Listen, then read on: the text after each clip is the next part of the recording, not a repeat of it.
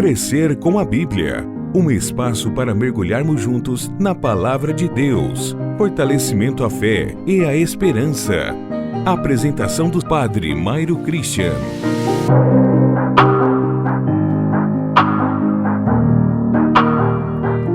Olá, povo de Deus! Sejam todos bem-vindos. Eu sou o Padre Mairo e estamos iniciando mais um podcast Crescer com a Bíblia. Na última quarta-feira, lembremos que refletimos sobre o profetismo e o sistema socio-religioso de Israel. Vimos que o profeta não surge do nada. Eles nascem dentro de uma realidade marcada pela desigualdade, pela injustiça e pela perda do sentido da aliança. O profetismo foi a resposta de Deus diante da crise, uma forma de chamar o povo de volta à fidelidade. Hoje nós vamos dar um passo a mais na nossa reflexão sobre o profetismo na Bíblia. Se antes olhamos as condições que fizeram nascer o profetismo, agora queremos entender como nasce um profeta. O que acontece no coração humano quando Deus chama? Então, o tema desse nosso episódio, o quarto episódio do nosso podcast Crescer com a Bíblia é Quando Deus Chama, Vozes Proféticas que Transformam a História. Nós vamos mergulhar na experiência de três grandes personagens, Isaías, Jeremias e Uda.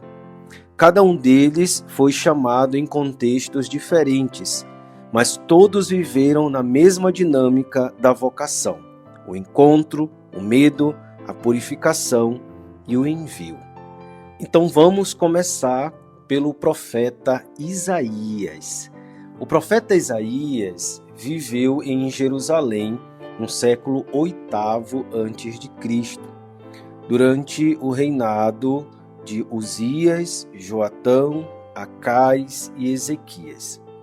Era uma época de grande instabilidade política e espiritual, porque o Império Assírio crescia em poder e os reinos de Israel e Judá se dividiam entre alianças militares e dependia de outras nações.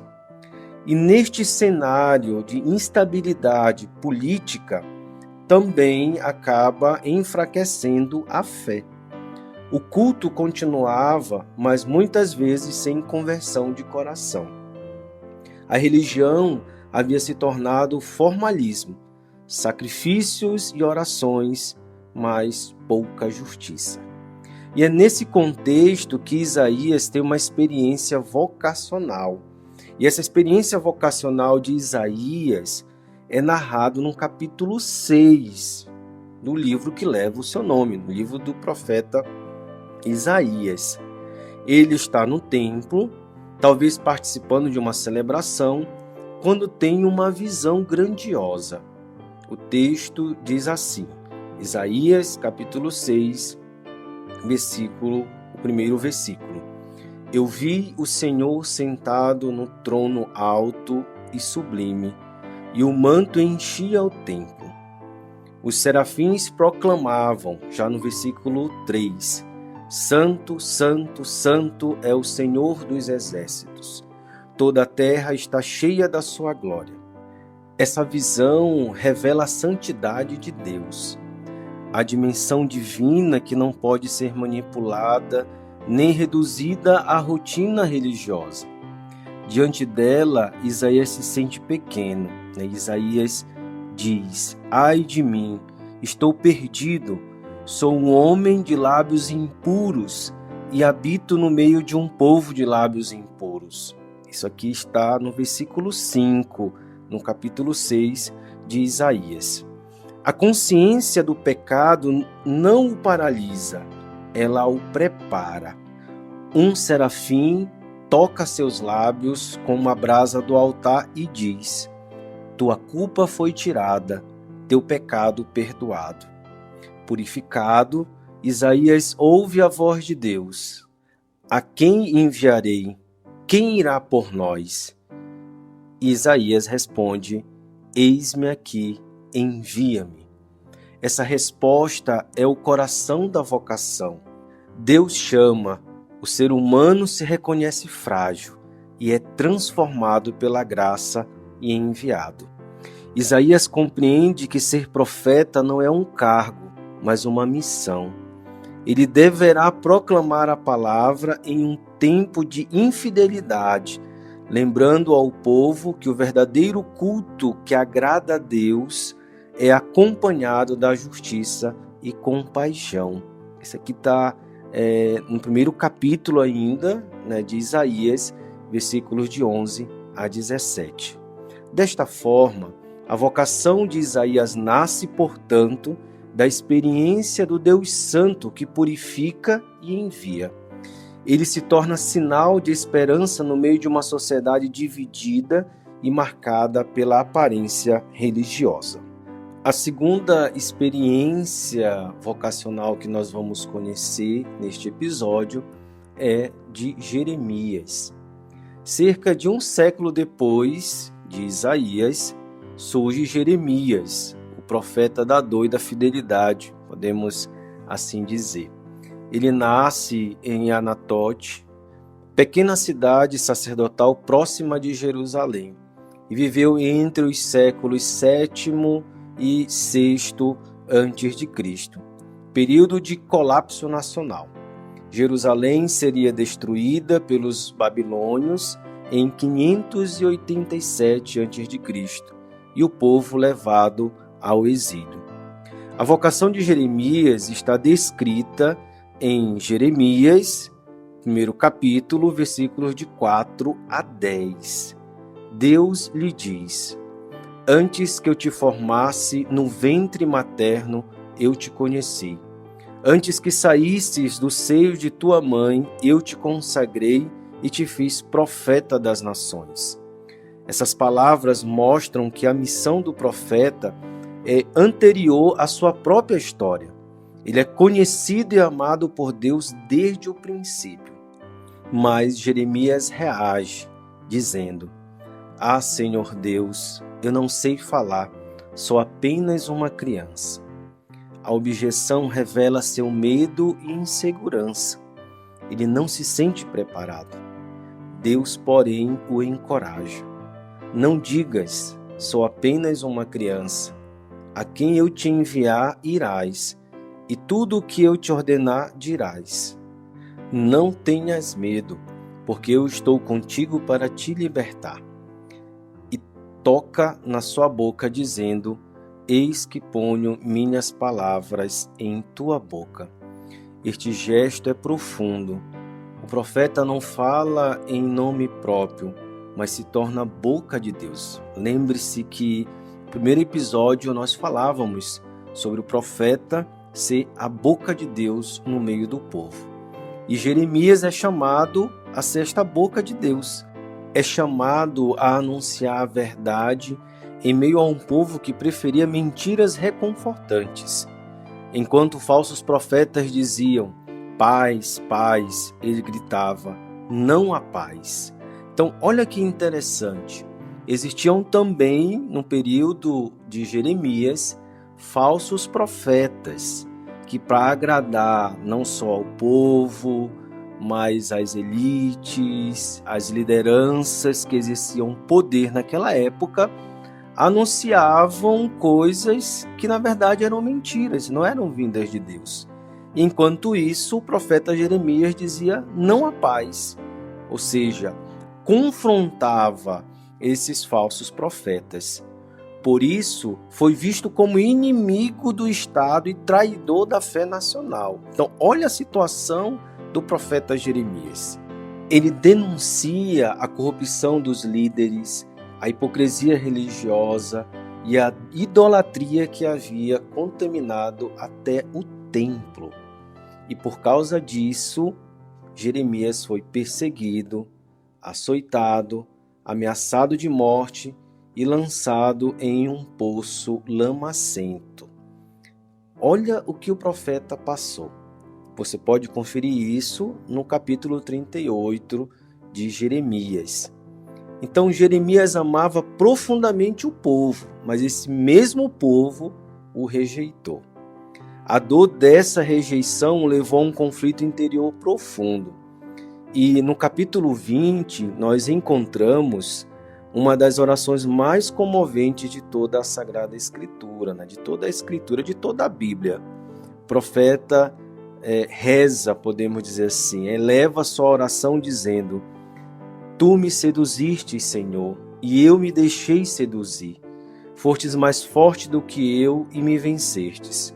Sou motivo de zombaria todo dia. Aqui Jeremias expressa o drama da vocação. Ele não entende por que Deus o escolheu para uma missão tão dura e tão difícil. Cansado, ele declara: Não falarei mais em nome do Senhor. Mas logo confessa: Havia no meu coração um fogo ardente, encerrado nos meus ossos, e cansado de contê-lo, não podia mais. Esse fogo interior é o símbolo da palavra que consome e sustenta.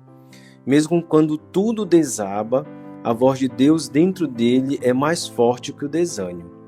Jeremias ensina que a fidelidade não é ausência de dor, mas resistência na dor. Ele vive o profetismo como cruz e o transforma em esperança. E aqui nós temos um grande ensinamento para a nossa vida. Quantas vezes nós esquecemos que a nossa missão passa também pelo sacrifício, pela renúncia e às vezes pela dor, e que devemos resistir até mesmo em meio à dor. E em meio à destruição, Jeremias anuncia algo novo.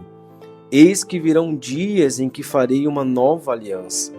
Colocarei minha lei dentro deles e escreverei em seus corações. Está em Jeremias, capítulo 31, versículo 31 em diante. Esta nova aliança não dependerá mais de pedras ou templos, mas de corações renovados. É o pré-anúncio da espiritualidade interior no Novo Testamento. Por isso, Jeremias é o profeta da esperança nas ruínas. Ele mostra que mesmo quando tudo parece perdido, Deus continua agindo e recriando a vida a partir do interior do ser humano. Então, com Jeremias, nós temos este grande exemplo de vocação profética no Antigo Testamento. E agora nós iremos falar de uma profetisa. Não vamos falar da sua vocação, mas aquilo que nós temos conhecimento por meio dos relatos bíblicos, nós vamos mencionar agora. No mesmo período em que Jeremias inicia sua missão, surge uma mulher profetisa, Uda. Em 2 Reis, capítulo 22, versículos 14 até o 20, nós temos a menção desta profetisa. Ela viveu no tempo do rei Josias, cerca de 620 anos antes de Cristo, um momento de grande decadência religiosa. O templo estava em ruínas, lembremos que o profeta Jeremias já havia anunciado as ruínas, então o templo estava em ruínas, a destruição do templo, e o livro da lei havia sido esquecido. Então, o livro da lei aqui entendido como os mandamentos, como a palavra, então havia sido esquecido.